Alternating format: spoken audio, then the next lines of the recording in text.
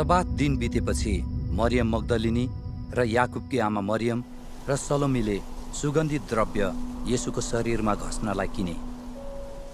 साताको पहिलो दिनमा बिहानै घाम झुल्कदा तिनीहरू चिहानमा गए। अनि तिनीहरूले आपसमा भने, हाम्रा निम्ति चिहानको ढोकाको ढुङ्गा कसले हटाइदेला?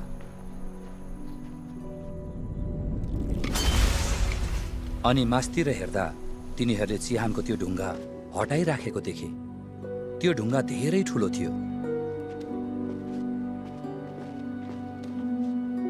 अनि चिहानभित्र पसेर तिनीहरूले सेतो वस्त्र लाएको एकजना जवान मानिसलाई दाहिनेपट्टि बसिरहेको देखे र तिनीहरू आश्चर्यचकित भए। तर उनले तिनीहरूलाई भने, आश्चर्य नमान, तिमीहरू नासरतका येशूलाई खोज्दछौ जो क्रुसमा टाँगिनु भएको थियो। उहाँ जीवित भई उठ्नु भएको छ। उहाँ यहाँ हुनुहुन्न। उहाँलाई राखेको ठाउँ हेर। जाओ र उहाँका चेलाहरू र पत्रुसलाई भनिदेऊ कि उहाँ तिमीहरूका अघि गालिलमा जाँदै हुनुहुन्छ।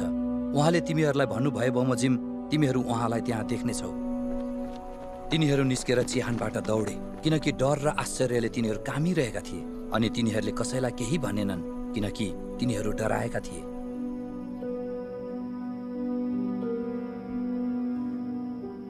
हप्ताको पहिलो दिनको बिहानै उहाँ जीवित भई उठ्नु भएपछि उहाँ पहिले मरियम मग्दलिनी कहाँ देखा पर्नुभयो। तिनीबाट येशूले 7वटा भूतहरू निकाल्नु भएको थियो। मरियमले गएर उहाँका चेलाहरूलाई यो खबर दिइन्। तिनीहरू बिलाप गर्दै रोइरहेका थिए। तर जब येशू जीवित हुनुभयो र मरियम कहाँ देखा पर्नुभयो भन्ने कुरा तिनीहरूले सुने, तब तिनीहरूले पत्याएनन्। त्यसपछि 2 चेलाहरू गाउँतिर गइरहेको बेला तिनीहरू कहाँ उहाँ अर्को रूपमा देखा पर्नुभयो। अनि तिनीहरू फर्केर गई अरूहरूलाई बताए, तर तिनीहरूले उनीहरूलाई पनि विश्वास गरेनन्।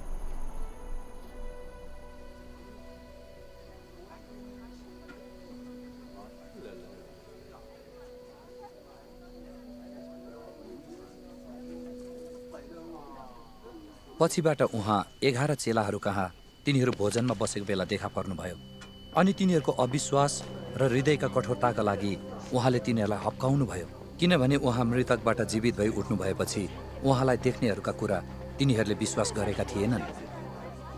अनि उहाँले तिनीहरूलाई भन्नुभयो, सारा संसारमा गएर सारा सृष्टिलाई सुसमाचार प्रचार गर। विश्वास गर्ने र बप्तिस्मा लिनेले उद्धार पाउनेछ, तर विश्वास नगर्ने दोषी ठहरिनेछ। विश्वास गर्नेहरूसँग यी चिन्हहरू हुनेछन्।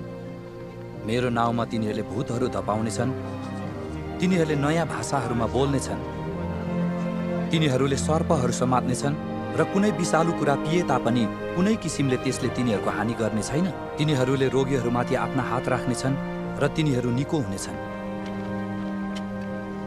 तब यसरी तिनीहरूसँग बोलिसक्नु भएपछि प्रभु येशू स्वर्गारोहण हुनुभयो र परमेश्वरको दाहिने बाहुलीतर्फ विराजमान हुनुभयो।